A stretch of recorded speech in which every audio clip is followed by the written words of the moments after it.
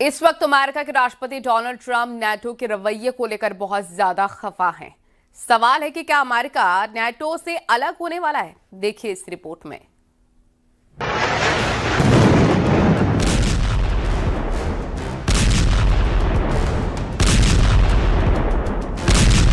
We spend hundreds of billions of dollars a year on NATO, hundreds of protecting them.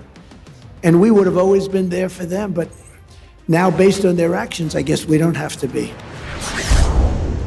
America और NATO के रिश्तों में दरार।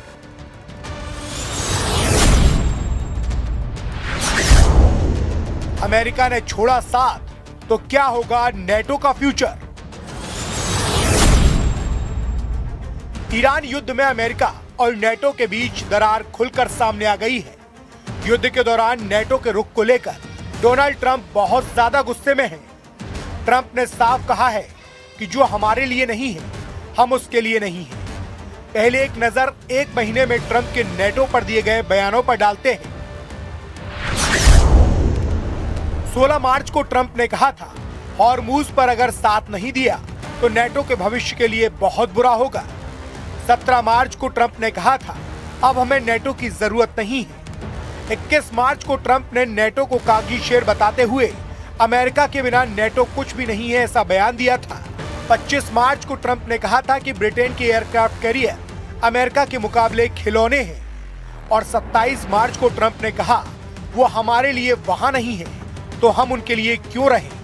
अब शायद हमें नेटो के लिए वहां होने की जरूरत नहीं है। ट्रंप ने संकेत दिया था कि यदि भविष्य में नेटो पर हमला होता है तो अमेरिका उनकी सुरक्षा के लिए बाध्य नहीं होगा। और अब अमेरिका के विदेश मंत्री मार्को रूबियो के साथ रक्षा मंत्री पीट हेग्सेथ ने भी नेटो के रवैये को लेकर नाराजगी जाहिर की है। अमेरिका के विदेश मंत्री मार्को रूबियो ने कहा, अमेरिका नेटो से संबंधों पर फिर विचार करेगा। और रक्षा मंत्री पीट हेग्सेथ ने कहा, जरूरत के वक्त जो साथ ना हो, ऐसे संगठन का कोई मतलब नहीं है। There are many more vessels flowing through today than there were conditions. And I think the president was clear this morning in his truth that there are countries around the world who ought to be prepared to step up on this critical waterway as well.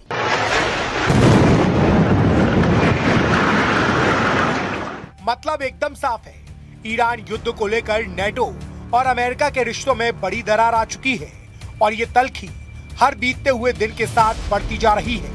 Iran जंग के बीच America को सबसे बड़ा झटका उसके अपने NATO साथी Italy से मिला है। नेटो में साथ होने के बावजूद इटली ने अमेरिका को नो कह दिया। इटली ने अमेरिकी विमान को अपने एयरबेस पर उतरने की इजाजत नहीं दी। तुर्की ने इस जंग में अमेरिका का साथ देने से साफ इनकार कर दिया। तुर्की ने साफ कहा, वो इस युद्ध में शामिल नहीं होगा, बल्कि दोनों देशों के बीच मध्यस्थ की भूमिका निभाएगा। स्पेन ने भी अमेरिका को बड़ा झटका दिया और अपने हवाई क्षेत्र को अमेरिकी विमानों के लिए बंद कर दिया और साफ कहा कि इस युद्ध का हिस्सा नहीं बनेगा। इतना ही नहीं, स्पेन ने अपने सैन्य अड्डों के इस्तेमाल की अनुमति भी नहीं दी। हालांकि ब्रिटेन ने अमेरिका का साथ तो दिया, लेकिन पूरी तरह नहीं। ब्रिटेन ने साफ कह दिया कि वो सिर्फ डिफेंसिव ऑपरेशन में मदद करेगा, अटैक में नहीं। फ्रांस और जर्मनी ने इस जंग में अलग ही रुख अपनाया है। दोनों देशों ने साफ कहा कि अभी सबसे जरूरी काम जंग रोकना है।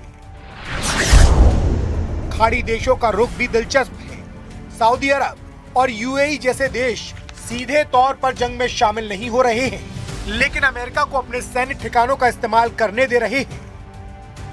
अब सवाल है कि अगर अमेरिका खुद को नेटो से अलग कर लेगा तो क्या होगा? इसे समझने के लिए पहले आप इन आंकड़ों को समझिए।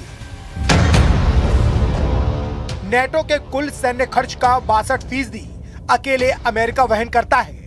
अमेरिका हथियारों, मिसाइल डिफेंस और परमाणु सुरक्षा कवच की सप्लाई करता है। यूरोप डिफेंस के मोर्चे पर बहुत ज्यादा हद तक अमेरिका के सपोर्ट पर निर्भर है।